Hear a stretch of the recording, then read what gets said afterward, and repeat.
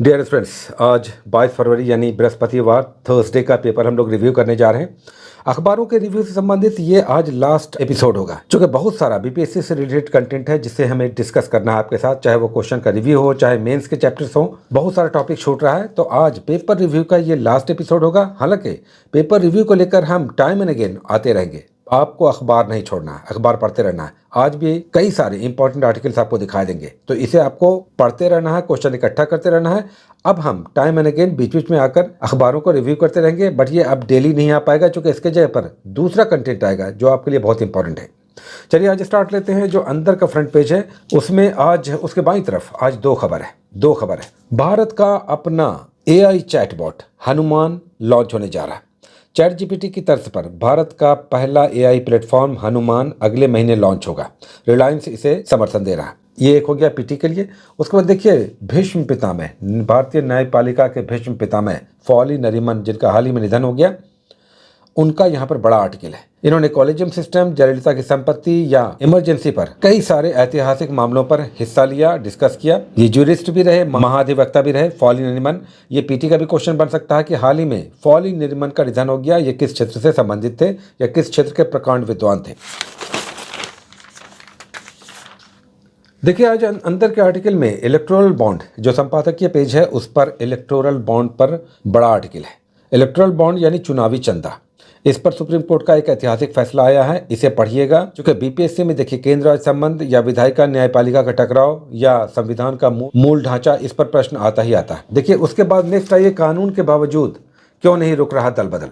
ये दल बदल पर भी यहाँ पर भी एक आर्टिकल है, इसे एक बार पढ़ लीजिएगा, तो मेंस में लिखते समय जब आप शॉर्ट ऑफ वर्ड्स होंगे तो इस तरह का पढ़ा हुआ आपके दिमाग में रहेगा। तो दो आर्टिकल हो गया संपादकीय पर। आइए नेक्स्ट आते हैं। उसके बाद आइए नेक्स्ट स्पोर्ट्स पेज पर आज दो बड़ी खबर है पीटी पॉइंट ऑफ व्यू से। आइए देख लेते हैं। पहला तो ये 41वां जूनियर नेशनल सॉफ्टबॉल चैंपियनशिप। जब नेशनल चैंपियनशिप है तो ये खबर है, ये पीटी का क्वेश्चन है, और ये पटना में आयोजित हो रहा है। ये softball national junior softball championship Pataliputra complex में पटना में आयोजित हो रहा है। नेक्स्ट आइए, ये एक बड़ी खबर है, इस पर ध्यान रखिएगा। ये खबर है पेरिस ओलंपिक के लिए घुड़सवारी में भारत के लिए अनुष को ओलंपिक कोटा मिल गया। तो अनुष को घुड़सवारी में भारत कहीं पे नहीं है, लेकिन अनुष को ड्रेसेस कैटेगरी में भागीदारी का कोटा मिल गया है। ये ड्रेसेस कैटेगरी क्या होता है? इसमें घुड़सवार को अपने घोड़े को नियंत्रित करने की कला दिखानी होती है। अधिकतर भारतीयों के लिए अब तक यह अनजान रहे खेल में अब अनुष को ओलंपिक कोटा मिल गया है। तो याद रखिएगा, घुड़सवारी में ड्रेसेस कैटेगरी में अनुष को ओलंपिक कोटा मिला है। यानी इस साल जो पेरिस में ओलंपिक होने जा रहा है उसमें अनुष भाग लेंगे घुड़सवारी इवेंट में। बहुत बड़ा क्वेश्चन। नेक्स्ट देखिए, ध्यान दीजिएगा, बहुत बड़ा क्वेश्चन, ये मेंस का क्वेश्चन बन जाएगा। टॉपिक बहुत बड़ा है। भारत यूरोप कॉरिडोर के लिए फ्रांस ने दूत नियुक्त किया।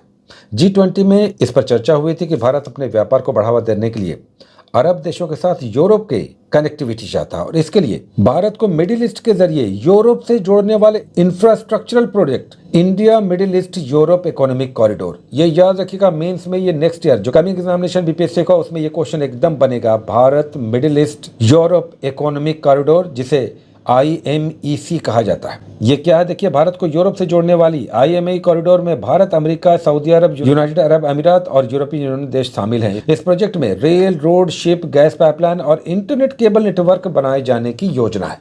बहुत बड़ा टॉपिक और मेंस का बहुत इंपॉर्टेंट। देखिए, इसी संदर्भ में 68वीं एग्जामिनेशन हुआ था 2023 में, उसका मेंस का क्वेश्चन GS पेपर 2 का हम दिखा रहे हैं। 2022 में भारत के वैश्विक व्यापार संबंधों की जांच कीजिए। देखिए, इसी पॉइंट से मिल रहा है। 2022 में भारत के वैश्विक व्यापार के संबंधों की जांच कीजिए। व्यापार बढ़ाने के लिए भारत द्वारा कई विभिन्न पहलें क्या हैं, यानी कौन कौन सी पहल की गई है। भविष्य में भारत के वैश्विक व्यापार संबंधों को बढ़ाने के लिए उपाय भी सुझाइए। तो ये देखते हैं, भारत यूरोपीय कॉरिडोर से संबंधित ये मैचिंग हो गया। इस तरह के क्वेश्चन बीपीएससी में आते ही आते हैं, तो इसे मैगजीन्स में भी पढ़ना है, लेकिन अभी अखबार में ये आ चुका है चूँकि फ्रांस ने अपना दूत इसके लिए अपॉइंट किया है, इसीलिए। उसके बाद आइए, पाकिस्तान में चुनाव हुए हैं लेकिन अभी तक प्रधानमंत्री की नियुक्ति नहीं हुई है, लेकिन इसकी तैयारी चल रही है। शहबाज शरीफ PM होंगे और जरदारी राष्ट्रपति, इतना भर याद रखिएगा। उसके बाद एक और आइए, पीटी का एक क्वेश्चन बनता है, एशिया का सबसे बड़ा जनजातीय त्यौहार समक्का सरक्का जातारा हैदराबाद तेलंगाना में आयोजित होता है।